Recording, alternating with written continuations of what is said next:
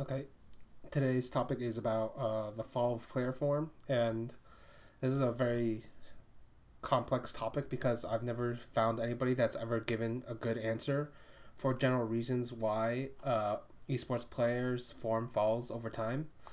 Because it's not necessarily the case that, for instance, a lot of people use the excuse that we're getting older, our reactions are getting slower, but that's not necessarily the case.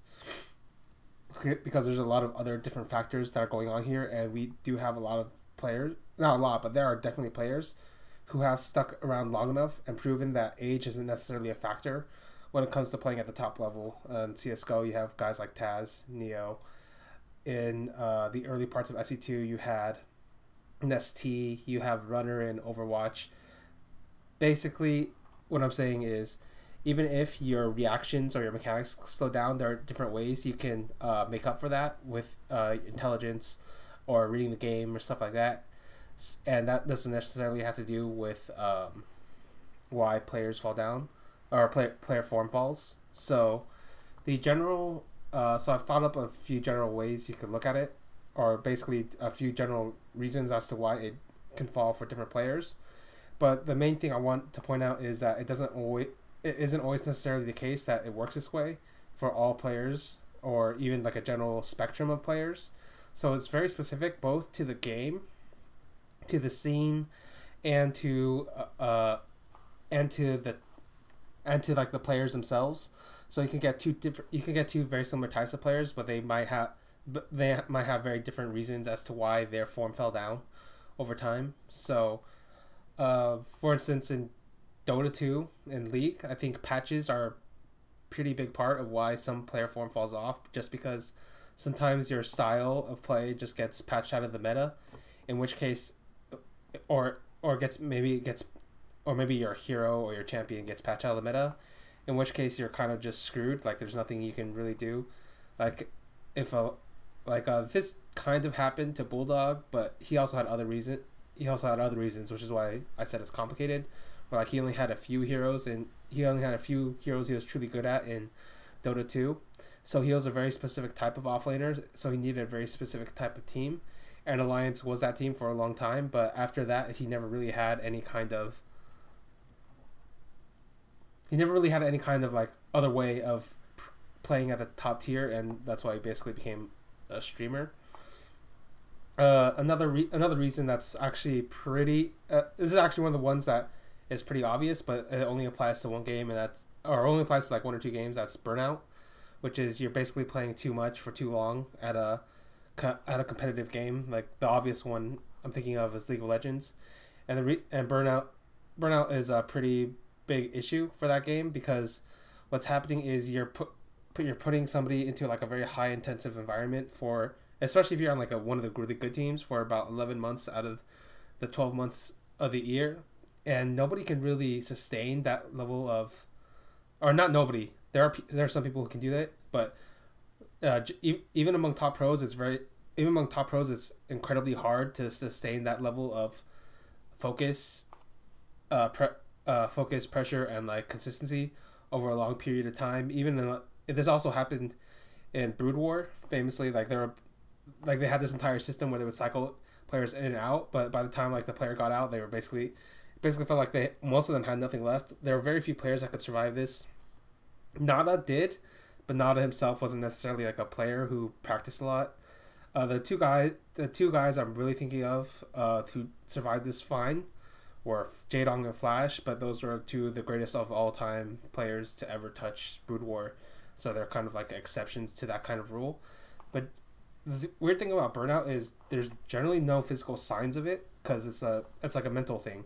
So, and nobody knows how to measure like mental stress. Like, at least nobody in esports I knows how to measure mental stress. So, they kind of just like they kind of just ignore it, or even like players don't realize it's happening to them until it's too late, and then it's like they're broken. So it's kind of a very dangerous sort of thing that's not really thought about, or it's not that it's not thought about. It's more like nobody's found a solution to it, because of the only good solution would be to have less playing months of the year, but right? Won't do that. So, we'll ignore that problem for now. But I do think it's a interesting kind of issue. But I'm not, I don't have enough statistics about it to really give a conclusive answer as to why it's happening, or I guess not statistics, enough information. That'd be a better way to put it.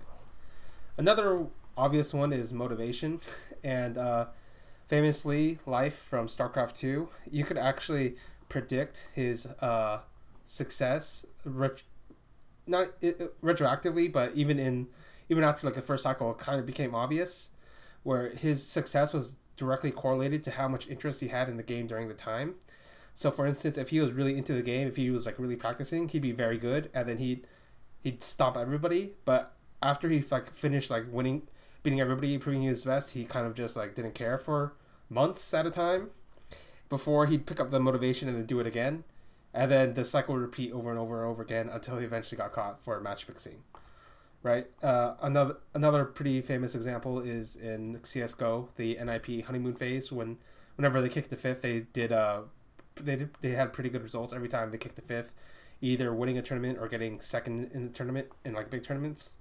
And then famously, this died off too, because they're actually, I guess technically you could say the group dropouts for NIP with Draken were their honeymoon phase. I mean, it didn't look at it at the time, but that was the peak of their success so far. I mean, since then they've lost in the minor qualifier, so, or I guess the qualifier to the minor. It's pretty bad. Another one. This one's pretty rare, but but it can be it's a very obvious one. Is like any kind of social aspects that's happening to the player at the time. So, for instance, like Nada's father dying was a big reason as to why like completely lost motivation in Brood War for a while, but then like it was also the reason why he like came back to win his golden mouse. And then a big one was in StarCraft 2 was MMA. At the end of Wings of Liberty, he was basically ousted by Slayers, and then they blamed him for all of their internal problems, called him a cancer, and then like the rest of Korea was flaming MMA, and his form dipped pretty dramatically during that time. At the same time, though, there was also the fact that Brutal Infestor was like taking control of the world. So I feel like the combination of those two things was what finally took MMA out of the game for a while. And then the next three ones I've chosen were the ones I consider the highest correlation as to why a player form generally falls off. One is just the general meta of the game. What I mean by that is there are like certain players who there are certain times in every game's lifespan, assuming that the game is good enough, that the strategic there's like a strategic paradigm shift, or perhaps like a tactical paradigm shift in the entire game, where it sometimes makes certain players obsolete or other players very good again. So StarCraft 2, the most obvious example I can think of is Innovation. If you want, you can take a look at all of his championships. They all generally fall around the same timeline, where Terran in a theoretical sense. I'm not talking about like statistics. I'm just talking about a theoretical sense, like how I think about the game, how I model the game, how I theorized, okay, if this player played to like the maximum of standard versus this player played to the maximum of standard, who would win out in a theoretical sense.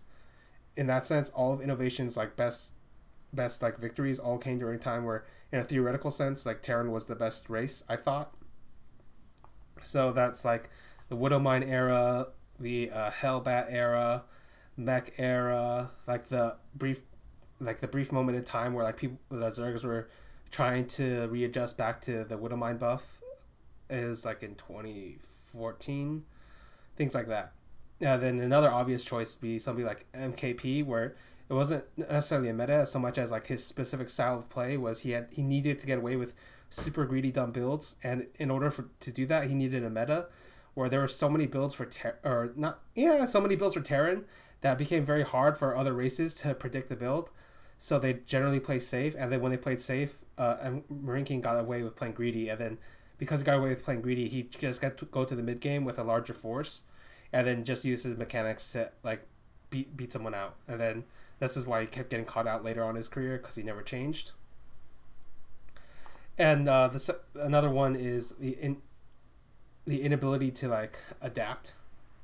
So like I just talked about Marine King, like he was unable to change his like mindset. Another obvious person is in CS:GO is Happy. His lurking style was very good for a time, but it's been figured out, and now nobody's even surprised by it. People expect it, but he still keeps running the same like style, even though it no longer works. Or I'm not exactly sure why he does it though. I And then another example is from Dota 2 was Alliance, because they kept running the same exact style of team years past their prime, which is like S4 mid, Loda is the carry, and sometimes he's good enough to do it, but sometimes he's not. And then like Bulldog as like this very like niche sort of off laner who is best at split pushing, stuff like that, right?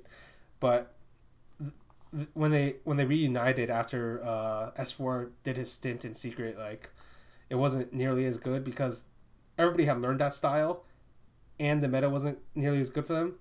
I will say they were the best at their particular kind of style, which is why Alliance was still a fun team to watch during that time, because they had such a very stylistic identity. It was a very specific kind of philosophy that only they have created, but it was very clear that it was way past its prime, and that's why I never thought even like one win I never thought was particularly good. All right, another indicator of fall of form is also lack of practice. This one has decently high correlation, obviously, because if you aren't practicing, generally what's going to happen is you get behind in the meta, you get behind in your fundamentals, you get behind in like the understanding of the game. So an obvious choice is like Fruit Dealer. This happened to him pretty early on in StarCraft 2, even though he had a very great mind for the game. Like famously, he didn't practice. He very rarely practiced. Like I even heard a story where like he wouldn't practice. What he would do is he would call up Idra. Like, Idra, play a game. He's like, oh, okay. And then Idra would play a game, and then he'd watch Idra play a game. He's like, huh, that's interesting. I'm gonna take that, and he'd take it. He'd take like whatever ideas he was, and then implement it into his own game. So it's kind of disgusting in a way how much talent this guy had, if you want to look at it that way. Because like in the year past his prime, so like he won his only GSL at the end of 2010, and then ESL New York, which was like a smaller tournament, 1 year later. But he ended up playing Dongrigu in the finals and almost beat Dongrigu when Dongrigu in his prime. So Fruit Dealer was kind of a disgustingly talented person in like the StarCraft 2 sense, even though he had no practice at all to like back it up. And then I can also give you counterexamples, because I know for certain like Nest did do a lot of practice. Like he famously said something like sometimes he would practice like 24 hours a day, and then what would happen was the reason he would do that is because he felt like he was getting to the zone where he was learning so much so fast that he felt like he had to keep going. And then the reason he kept practicing was because he realized that if he didn't practice, somebody else out there was going to be practicing more than him. And because somebody else is practicing more than him, then if this guy's more talented than he is, then how is he supposed to be able to possibly compete? And he's like an example. He's like both an example and a counter example, I guess. Like he's an example of like how like he's an example of how basically like the practice didn't really pay off at near the end of his like being good. And because like there are like obvious reasons as to why it was not working. Like basically I think I said I suspected he had narcolepsy at some point or something weird. Like he'd basically just like completely fall asleep at the steering wheel about like 20 or 30 minutes into the game every single time. So I'm not exactly sure what kind of practice he was doing. And then he's like a counter example for basically like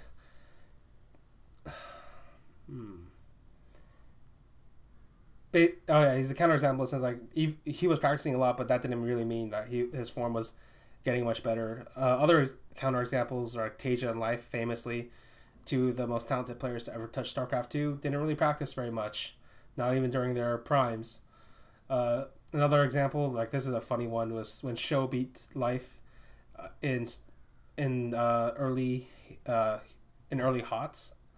and this was when Life was hyped up to be and probably was the best Zerg player at the time, and the rest of the Zergs were like just dying to Terran. And what happened was Show ended up beating him at DreamHack, and the story I heard was Show hadn't actually been practicing for weeks, so he decided to just go to this DreamHack for like one last hurrah, and then he accidentally beat Life, and he thought, oh, maybe I can do it, and then he played Protoss, and then he remembered, oh shit, I stuck against Protoss, and that's kind of like the story of Show. If good against Zerg and Terran, bad against Protoss. All right, this last one's very specific to CS:GO, and I think it's roles or positions. And the reason it's very specific to CS:GO is because it's not really a thing in Dota 2. Like, some people have tried it in League of Legends, but mixed success. Like Piglet tried to go to mid, stuff like that. But basically, like, the roles in CS:GO are a bit more like free flowing, I guess, and there are like specific roles in the game where it like favors a certain type of player. So this famously kept happening under like the MSL teams. So like he'd get AZ in, and then like AZ would be really fucking good, and then AZ would leave and be like, oh shit, what do I do now? And then he put Caribou, he moved Caribou into those roles, and turned out, oh wow, Caribou's really fucking good. At the same time, when AZ went into phase, he lost all those roles and like was completely lost in the structure. Then he became an okay player. Dupree on Astralis kind of went through this phase where like he was pretty bad near the end of the Kerrigan era. He was pretty bad, but then what happened was Glaive came in and like he kind of restructured the entire thing, and he moved Dupree around, and then Dupree, like he isn't like the star he was, but he has much more impact on the game, and from like a role where he's not necessarily playing the good roles for his team. So that's another example. And then when Caribou was taken by Astralis, Config came in, and then Magus, and then same thing happened when Magus moved from Team X to Dignitas. Like, basically, roles are a pretty good indicator of why a player becomes good. So, in the same sense, they could also be a pretty good indicator of why a player is going bad. And I think this is kind of what happened to like people like Pip and Hiko on Liquid, because there were so many internal issues, and basically like those two kept sacrificing a bit too much of their personal game. When like, okay, last time I talked about roles, and I don't think either of them should have played a 6 role. Like they were kind of like getting pushed towards to the end, because I don't think either of them have like the skill or like the like mindset to do that kind of role. Like maybe Pimp does, but he'd have to be on a winning team, I guess. Like maybe he'd be willing to do it if it was on a winning team, but you need. Okay, the 6 role, I guess, is a very like specific kind of role. Like I said, it's a mentality role, but it's also a role where it's not necessarily it's not very easy to play. It's very easy to look bad also. So you need to be able to play.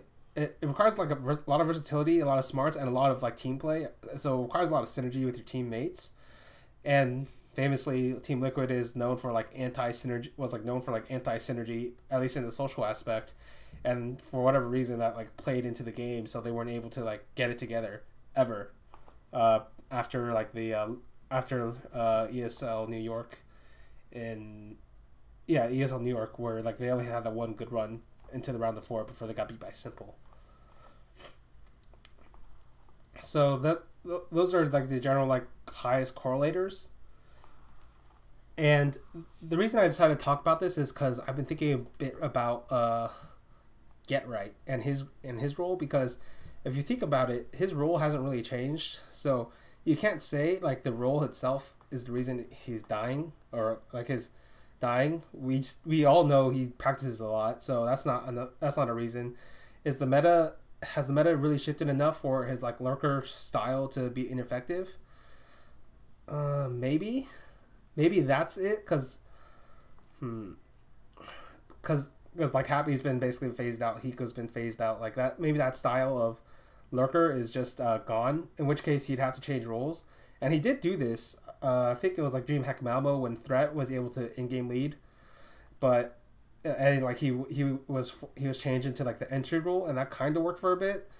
But here's like the problem with that is basically Threat can't lead, so and there's no in-game leader right now in Sweden that could run that kind of system that could like maybe enable Get Right to like take up like entry role again, because they don't because in the current NIP they don't really run a very structured system, so they don't really take advantage of like an entry position that isn't like a star role. So what I mean by that is like, for instance, like when Apex is on form, like they're during the Envious era, like the first one with Shocks, Smiths, him, Keo, and Happy. Like there was this like one game I thought I was watching in the beginning. Is like, what is this? Because I was trying to learn the game, and what happened was on T side, Envious like just kept running this strat. It was I'm not even sure it's called a strat. It was like basically Apex go in and kill 3 people. Like this is not what I call a strat, but he just kept going in and killing 3 people, and I feel like this is kind of like the thing like Nip was doing, except like Freiburg cannot kill 3 people. So what Freiburg can maybe do is he can create space, but the rest of the team isn't really taking advantage of that space. So that's kind of why the threat system was pretty good, because it could take advantage of that kind of entry style where like he doesn't necessarily like the entry player isn't really a star or like a component of the team. Like he doesn't need to get kills. He needs to like create space. He needs to basically move like the enemy crosshairs onto him while the other members of the team that come in kill the enemy. But they never really did that after like threat got debarred, I guess is the best way to put it, from Valve. And